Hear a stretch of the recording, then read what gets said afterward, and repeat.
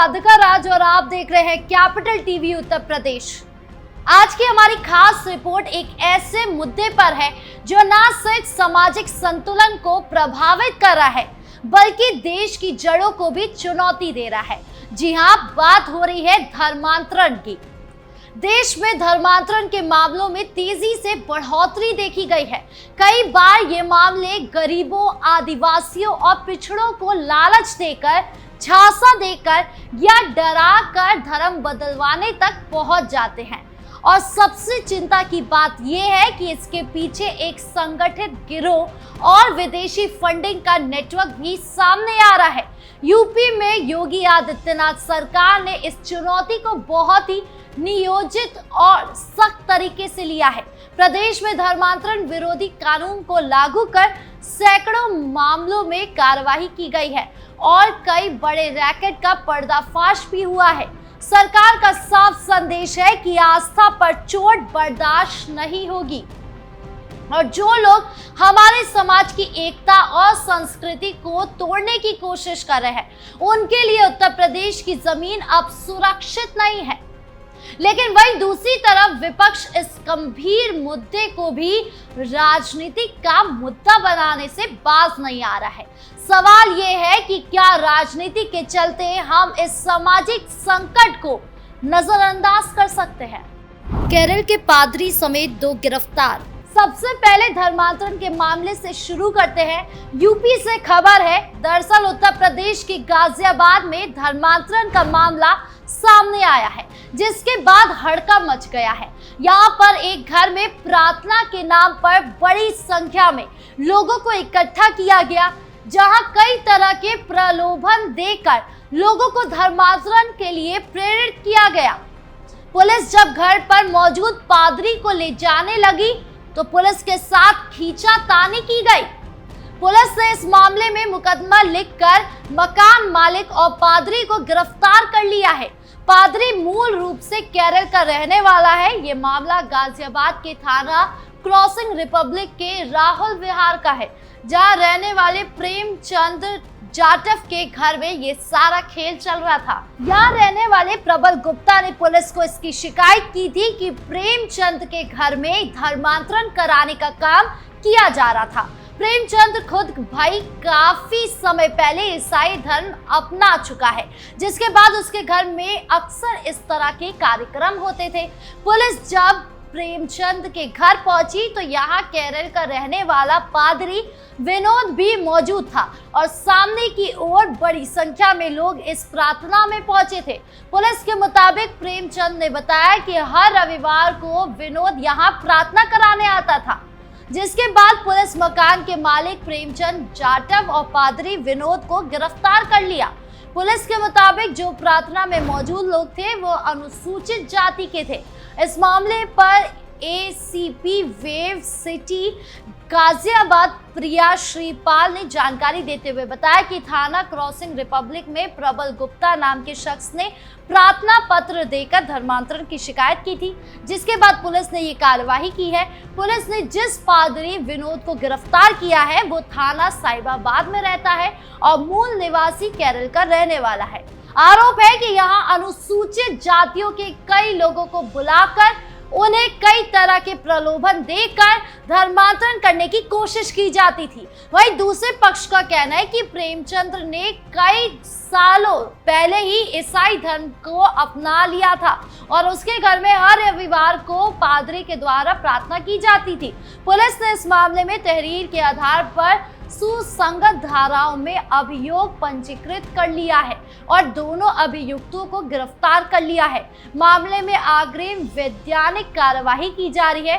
सोचिए कैसे बड़े पैमाने पर अनुसूचित जाति को गुमराह किया जा रहा है। अगर योगी प्रशासन सही वक्त पर जाकर इस मामले का पर्दाफाश नहीं करती तो धर्मांतरण का ये घिनौना धंधा चलता ही रहता।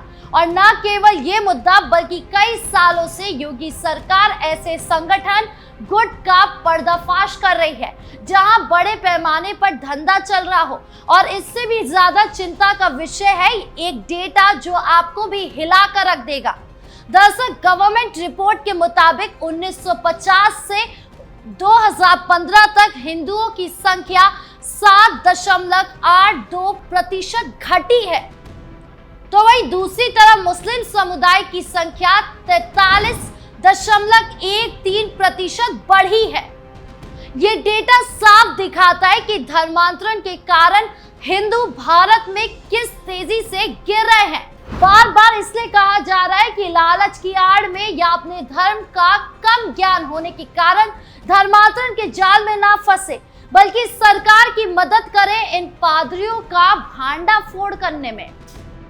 धर्मांतरण और लव जिहाद पर साध्वी का बड़ा बयान। बढ़ते धर्मांतरण और लव जिहाद के मामले पर छत्तीसगढ़ से साध्वी प्रज्ञा ठाकुर का भी बड़ा बयान सामने आया है। दरअसल प्रज्ञा ठाकुर ने सनातन धर्म पर प्रतिक्रिया देते हुए कहा कि सनातनी भोले भाले होते हैं, इसलिए उन्हें बरगला दिया जाता है। सनातनी कहते हैं कि सभी धर्म एक समान होते हैं, जबकि उन्हें यह नहीं पता है कि धर्म केवल एक ही है, बाकी सारे पंथ है। लोगों को कानून बनाकर स्वधर्म छोड़ने से रोकना होगा। उन्हें बताना होगा कि स्वधर्म छोड़ने से क्या क्या नुकसान होंगे। उन्होंने कहा कि छत्तीसगढ़ में धर्मांतरण पर कठोर कानून बनाने की जरूरत है। साध्वी ने लव जिहाद पर प्रतिक्रिया देते हुए कहा कि विधर्मी हमारी बालिकाओं को लेकर जाते हैं, उन्हें झूठा आश्वासन देते हैं, फिर उन्हें कई टुकड़ों में काट देते हैं या फिर बेच देते हैं। उनके साथ कई बच्चे पैदा करके अपना पंथ बढ़ाना चाहते हैं और हिंदुओं को घटाना चाहते हैं। जब तक हिंदू है तब तक भारत है, अगर हिंदू नहीं होगा तो भारत भी नहीं रहेगा। इसीलिए जरूरत है कि हम अपनी बहन बेटियों को दूसरे पंथ में नहीं जाने दें। यानी साध्वी ने हिंदुओं को चेताया कि अभी नहीं जागे तो बहुत देर हो जाएगी। आदिवासी हितों की हिफाजत या भाजपा की चुनावी पिच। धर्मांतरण को लेकर एक तरफ बढ़ते मामले हैं तो वहीं दूसरी तरफ सियासत। धर्मांतरण जैसे गंभीर मामले को भी सियासी एंगल दिया जा रहा है। दरअसल छत्तीसगढ़ की राजनीति इस वक्त एक विधेयक को लेकर उबाल पर है, धर्मांतरण विरोधी कानून। एक और भाजपा सरकार इसे आदिवासी संस्कृति की रक्षा का कदम बता रही है, तो वहीं दूसरी ओर कांग्रेस इसे ध्यान भटकाने वाला चुनावी हथकंडा करार दे रही है। इस पूरे घटनाक्रम में राज्य की राजनीति दिशा, सत्तारूढ़ दल की वैचारिक प्राथमिकता और विपक्ष की रणनीति सब एक साथ सामने है। धर्मांतरण विरोधी विधेयक छत्तीसगढ़ की राजनीति में एक नया मोड़ जरूर है, लेकिन ये सिर्फ सांस्कृतिक विमर्श नहीं है, ये एक राजनीतिक प्रशिक्षण है। भाजपा इसे अपने वैचारिक पहचान से जोड़कर देख रही है, जबकि कांग्रेस इसे चुनाव से पहले उछाला गया भावनात्मक मुद्दा बता रही है। अब असली सवाल यही है कि क्या जनता इसे संस्कृति की रक्षा का प्रतीक मानेगी या फिर एक और राजनीतिक स्टंट। भाजपा का ये कदम नई बात नहीं है। पार्टी पहले से ही मध्य प्रदेश, उत्तर प्रदेश और हिमाचल प्रदेश जैसे राज्यों में इस तरह के कानून लागू कर चुकी है। यानी ये सिर्फ छत्तीसगढ़ के लिए नहीं है, बल्कि पार्टी के राष्ट्रीय वैचारिक अभियान का हिस्सा है। भाजपा के लिए ये बिल सिर्फ एक कानूनी दस्तावेज नहीं, बल्कि सांस्कृतिक राष्ट्रवाद की पुनः पुष्टि है, खासकर उन इलाकों में जहां आदिवासी समुदाय की संख्या अधिक है और जहां कांग्रेस की मजबूत पकड़ रही है। ये विधेयक खासकर उन मतदाता वर्ग को आकर्षित करता है जो धर्मांतरण को लेकर असुरक्षा महसूस करता है या जिसे पारंपरिक मूल्यों की रक्षा की चिंता है। ऐसे में ये भाजपा के हिंदू वोट बैंक को पूर्ण संगठित करने का प्रयास भी माना जा सकता है। इस विधेयक को ऐसे समय पर सामने लाया गया है जब राज्य में पंचायत और नगरीय निकाय चुनाव की सुगबुगाहट है। ये बताता है कि ये कदम सिर्फ वैचारिक नहीं, बल्कि पूरी तरह राजनीतिक रूप से रणनीतिक भी है। इमोशनल पोलराइजेशन भी कहते हैं। तो वही कांग्रेस इसे एक तरफा नहीं देख रही है। पूर्व मुख्यमंत्री भूपेश बघेल ने साफ कहा है कि भाजपा हर चुनाव से पहले धर्मांतरण का मुद्दा उठाकर लोगों को गुमराह करती है और असली मुद्दे जैसे बेरोजगारी, शिक्षा, स्वास्थ्य और महंगाई से लोगों का ध्यान भटकाती है। कांग्रेस का दूसरा डर यह है कि इस कानून का इस्तेमाल अल्पसंख्यकों और सामाजिक संगठनों को डराने या निशाना बनाने में हो सकता है। यानी जहां भाजपा इसे सुरक्षा का विषय बना रही है, तो वहीं दूसरी तरफ कांग्रेस उसे लोकतांत्रिक अधिकारों पर हमला मान रही है। ये तो थी कांग्रेस की बात। वहीं दूसरी तरफ समाजवादी पार्टी के प्रमुख अखिलेश यादव है, जो धर्मांतरण जैसे मामले को अक्सर तंज कसते नजर आते हैं। लेकिन उनसे कोई पूछे कि समाजवादी पार्टी के कार्यकाल में धर्मांतरण का क्या हाल था। धर्मांतरण के केसेस तो बहुत थे, लेकिन अखिलेश यादव ने कभी उन मुद्दों को गंभीरता से लिया ही नहीं। या यूं कहूं, जब देश में धर्मांतरण जैसे मुद्दे बढ़ रहे थे, तब अखिलेश यादव घर में ठंडी हवा के साथ फिल्म देख रहे थे।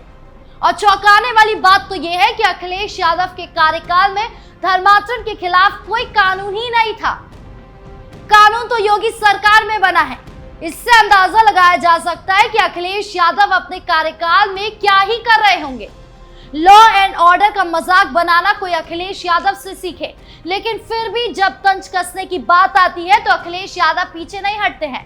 तब वो पूरे कॉन्फिडेंस के साथ धर्मांतरण के मुद्दे पर सरकार पर निशाना साधते हैं। शायद यही कारण है कि आज अखिलेश यादव विपक्ष में बैठे हैं, सत्ता में नहीं। आपकी इस पूरे मामले को लेकर क्या राय है, कमेंट बॉक्स में जरूर बताएं। नमस्कार।